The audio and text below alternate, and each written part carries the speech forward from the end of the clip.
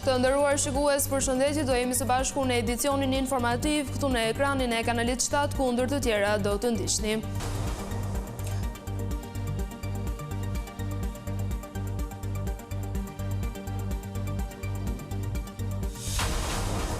Kryeministri Edi Rama thotë se deri tani nuk ka abuzime në tregun e karburanteve, ulja me 20% e akcizës për naftën do të lehtësojë përdoruesit e automjeteve. Bektashi në të gjithë vendin festojnë Sultan Novruzin, kryegjyshi botror Baba Edmond Brahima e uron besimtarët për më shumë begati në familjet e tyre.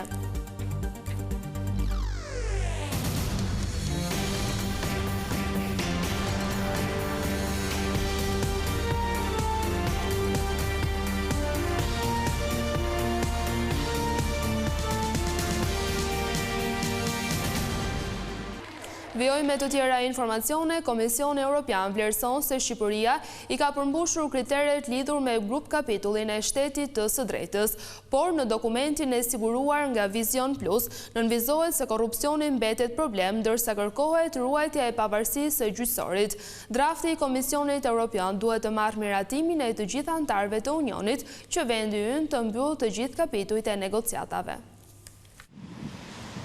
Vision Plus ka siguruar draftin e pozicionit përbashkët për piketat e ndërmjetme të hartuar nga Komisioni Evropian për grup kapitullin e themeloreve. Drafti mban datën 26 shkurt, por shqyrtohet nga grupi i punës për zgjerimin dhe vendet që negociojnë antarësimin në BE, i njohur me emrin Koela. Dokumenti hartuar nga Komisioni Evropian ka nota pozitive, duke vlerësuar progresin e Shqipërisë. Komisioni vëren se në përgjithësi ka përmbushur kriteret e ndërmjetme për kapitujt 23 dhe 24 për shtetin e së drejtës, ka rritur më tej nivelin e parafrimit dhe po bën progres në zbatimin e akis së BE-s dhe standardeve europiane në këtë grup kapitull. Drafti analizon situatën e skicon rrugën ku duhet të ecë Shqipëria në procesin e negociatave për grup kapitullin e themeloreve, i cili është më i vështirë në këtë proces. E hapet i pari e mbyllet i fundi. Në çështjet më të rëndësishme që Shqipëria duhet zgjidhë sipas këtij drafti është lufta kundër korrupsionit. Korrupsioni mbetet mbizotrues në shumë sektor të jetës publike dhe biznesit, përfshit të gjitha degët e qeverisjes qendrore dhe lokale, dhe mbetet një çështje që përbën shqetësim serioz. BE vëren progresin e Shqipërisë në ndryshimin dhe plotësimin e kuadrit ligjor dhe institucional në luftën kundër korrupsionit. BE nënvizon se këto masa tani duhet të zbatohen me vendosmëri dhe të kenë impakt veçanërisht në sektorët më të rrezikuar nga korrupsioni, mbi të gjitha në infrastrukturën publike, kadastrën, doganat, administratën tatimore, arsim, shëndetësi, prokurorimet publike dhe kontratat e partneritetit publik-privat. Ndër çështjet që kanë vlerësimin më të lartë është reforma në drejtësi. Brukseli vlerëson se kuadri ligjor dhe institucional për funksionimin e gjyqësorit ka nivel të lartë të përputhjes me standardet evropiane. BE nënvizon nevojën që ekzekutivi dhe legislativi shqiptar të respektojnë plotësisht pavarësinë e gjyqësorit dhe të zbatojnë plotësisht si çështje prioritare vendimet detyruese të gjykatës kushtetuese. Ky është vetëm drafti i Komisionit Evropian që të miratohet duhet vota unanime të gjitha vendeve anëtare të BE-s. Raporti i Bar merr një rëndësi të veçantë pasi pa miratimin e tij nga vendet anëtare, Shqipëria nuk mund të mbyllë asnjë prej 33 kapitujve të negociatave. Prej javësh tashmë përfaqësuesit e vendeve anëtare po e shqyrtojnë në Koela, duke paraqitur pyetje për sektor të veçantë e për çështje që lidhen me grup kapitullin e themeloreve. Diskutimet e përfaqësuesve të vendeve anëtare në këtë fazë nuk janë publike. Edhe pse mbetet më shumë se një vit nga mbajtja e zgjedhjeve lokale, Partia Socialiste ka nisur tashmë nga puna. Në funksion të përgatitjeve për garën e vitit të ardhshëm, ishte edhe takimi që Edi Rama ka zhvilluar këtë të diel me drejtuesit politik në Selin Ros.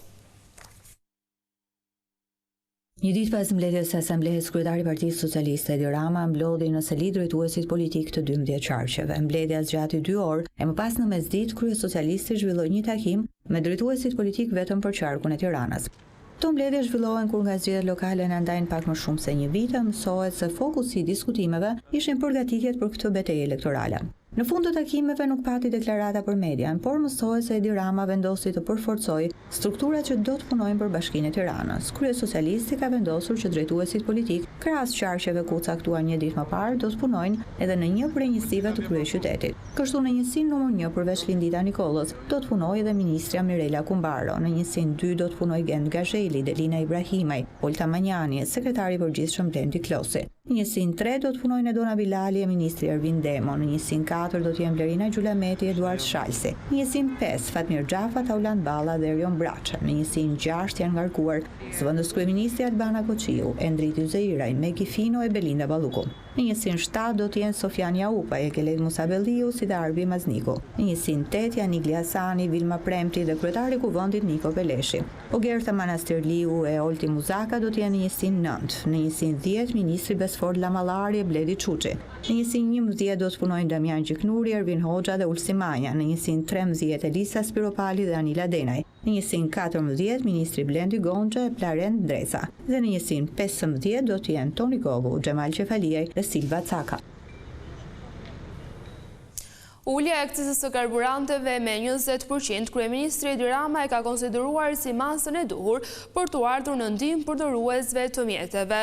Por edhe pse çmimi i naftës për litër është rritur ndjeshëm, shefi i qeverisë tha se deri më tani nuk janë konstatuar abuzime në treg. Fillojmë. Kryeministri Edi Rama shfrytzoi podcastin e përjavshëm për sqaruar masat që qeveria ka marrë për të mbrojtur qytetarët nga rritja e çmimit të naftës si pasojë e situatës së krijuar në lindjen e mesme. Kryeministri më shoi uljes së akcizës, e cila sipas tij është një masë që do të lehtësojë përdoruesit e automjeteve. Është marrë dhe një vendim tjetër për të ndërhyrë me një masë të përkohshme, gjë që po e bëjnë vendet tjera, në akcizën e naftës, duke i bërë asaj një ulje me rreth 20% në mënyrë që të lehtësohet, si thuaç, disi bara mbi përdoruesit e automjeteve. Masa tjetër që qeveria ka marrë është ngritja e bordit për çmimin e naftës, edhe pse sipas Ramos deri më tani nuk ka pasur abuzime me rritjen e çmimit. Nuk janë vënë re abuzime, monitorimi vazhdon dhe duke qenë se çmimi ka pasur një tjetër kërcim, është marrë vendimi që të hymë në regjimin e bordit të transparencës, i cili do të sigurohet se nuk do të ketë përfitues apo profiter, siç i thonë në anën tjetër të bjeshve, që do duan të shfrytëzojnë krizën për të futur më shumë para në xhep. Instrumenti i bordit nuk është i ri. Në marsin e vitit 2022, për shkak të situatës krijuar pas agresionit rus mbi Ukrainën, qeveria ngriti 2 borde, bordin për çmimin e naftës dhe atë për çmimin e ushqimeve. Partia Demokratike asokoi cilësoi borde komuniste dhe i goditi në gjykatën kushtetuese. Gjyqtarët e shpallën atëherë të palishëm bordin e ushqimeve, por edhe pse mekanizmi i funksionimit të tyre ishte i njëjtë, ata lanë në fuqi bordin e naftës. Duke kërkuar qeverisë të rregullonte vetëm një fjali në aktin normativ, fjalin që përcaktonte mënyrën si përfundonte situata e veçantë si shpërndahej bordi.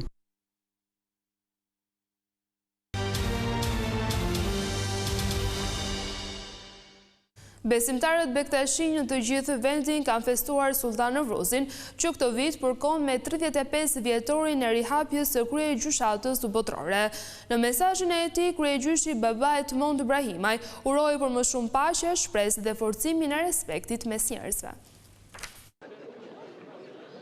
Të gjithë besimtarët Bektashi festojnë Sultan Novruzin, një nga ditët më të rëndësishme në kalendarin e tyre fetar. Mirësevje, Novruzi Sultan. E lidhur me ardhjen e pranverës dhe ringjalljen, kjo fest simbolizon shpresën, ripërtëritjen dhe besimin për një fillim të ri për njerëzimin.